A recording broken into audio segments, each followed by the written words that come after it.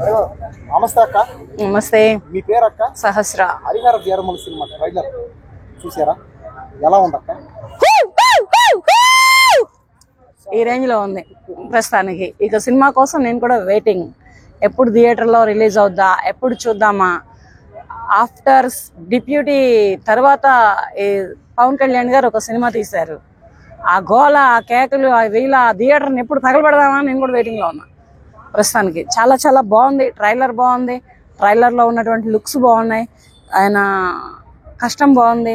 ఆయన ఇప్పుడు సినిమా ప్రపంచంలో కష్టపడుతున్న ప్రతి రూపాయి కూడా ప్రజలకే సొంతం అని చెప్పారు. ప్రజల కోసం నేను సినిమాలు తీస్తున్నాను, కానీ డిప్యూటీ సీఎం అయిన తర్వాత నేను బ్రతకడం కోసం, నా కోసమో కాదు, నేను రాజకీయాల్లోకి వచ్చింది కూడా ప్రజల కోసమే అని చెప్పారు.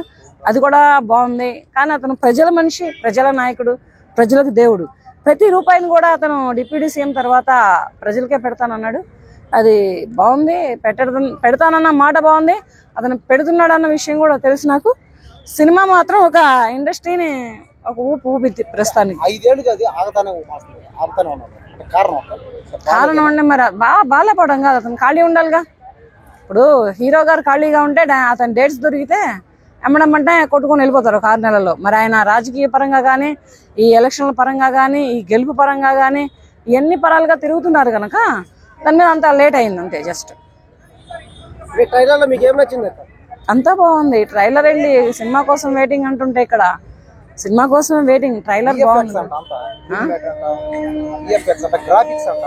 గ్రాఫిక్స్ ఉంటుంది. ఇప్పుడు గ్రాఫిక్స్ అనేది ఉంటుంది. ఏం చేస్తాం ఇప్పుడు అంతా ఇంత ముందలకి మళ్ళీ రియల్ లేదు కదా, మొత్తం గ్రాఫిక్స్ పెడుతున్నారు కదా. అంతా గ్రాఫిక్స్ వస్తుంది. సినిమా మొత్తం గ్రాఫిక్స్ వస్తుంది. ఇదంతా ఇట్లా జరుగుతుంది కనుక గ్రాఫిక్స్ అయినా చూడాల్సిందే ప్రజలు, అది రియల్ అయినా చూడాల్సిందే ప్రజలు. ఏదైనా కానీ అటువంటి ఒక గొప్ప నాయకుడు, గొప్ప హీరో గనక అతను సినిమా రావడం చాలా గొప్ప. ప్రస్తుతానికి నన్ను అడిగితే ఆ సినిమా రిలీజ్ కోసం నేను కూడా వెయిటింగ్ లో ఉన్నాను. ఎందుకు ఉండొచ్చు. మార్నింగ్ షో 4 షోస్ ఇస్తారు కదా. ఎవ్రీ థియేటర్ కి, ఎవ్రీ విలేజ్ అండ్ ఎవ్రీ సిటీకి 4 షోస్ ఇస్తారు కదా.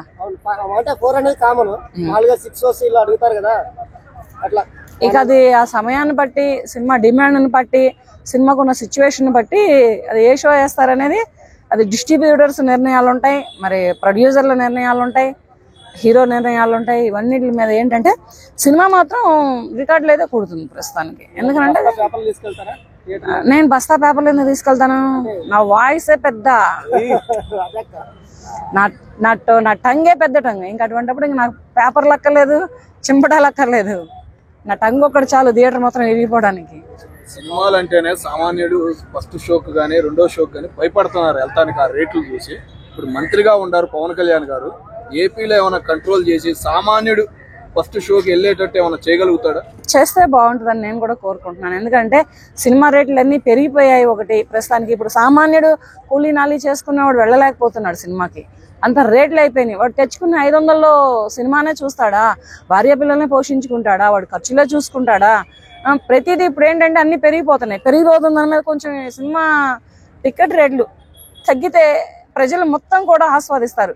ఇప్పుడు టీవీలలో అండ్ ఇంట్లో ఆన్లైన్లో చూడకుండా చక్కగా థియేటర్కి వచ్చి చూసే రోజులు రావాలని కోరుకుంటున్నాను. ఎందుకంటే థియేటర్కి వచ్చి చూసే రోజులు పోయాయి. ఇప్పుడు ఏంటంటే ప్రతి ఒక్కళ్ళు ఆన్లైన్లో చూసేసేస్తున్నారు. ఆన్లైన్లో ఫోన్లో డౌన్లోడ్ చేసుకుంటున్నారు, లేదా ట్యాబ్లో డౌన్లోడ్ చేసుకుంటున్నారు, లేదంటే కనెక్ట్ టీవీకి ఇచ్చుకుంటున్నారు, ఆ థియేటర్ హోమ్ పెట్టుకుంటున్నారు. ఇలా ఏంటంటే ఇంట్లోనే ఒక సినిమా హాల్ను సృష్టించుకొని చూస్తున్నారు. అది కాదు, అక్కడ థ్రిల్ ఉండదు, అక్కడ ఎంజాయ్మెంట్ ఉండదు. ఆ థియేటర్కి రావాలి, ఆ కేకలు వినాలి, ఆ వీలలు వేయాలి, ఆ చప్పట్లు కొట్టాలి, ఆ కేరింతలు ఇవన్నీ ఉంటే బాగుంటుంది. అందుకనే ప్రతి ఒక్క మనిషి, పౌరురాలు కూడా సినిమా థియేటర్కి వెళ్ళి సినిమా చూసి సినిమా పరంగా ఎంజాయ్ చేస్తేనే బాగుంటుందని నేను కోరుకుంటున్నాను. ప్లస్ పోతే టికెట్ల రేట్లు తగ్గితే బాగుంటుంది. అది కూడా మన వచ్చిందో ఒక దానిలో నేను పాప్కార్న్ తినలేదు, అందుకనే టికెట్ రేట్ కంటే పాప్కార్న్ రేట్ ఎక్కువ ఉందిరా బాబు అని పాప్కార్న్ తింటాం మానేసాను. 10-12 వేలు అవుతుంది సినిమాకి. ఒక 4 ఫ్యామిలీ మెంబర్స్, ఇద్దరు పిల్లలు, ఒక వైఫ్ అండ్ హస్బెండ్ సినిమాకి వెళ్ళాలంటే 12 వేలు అవుతుంది.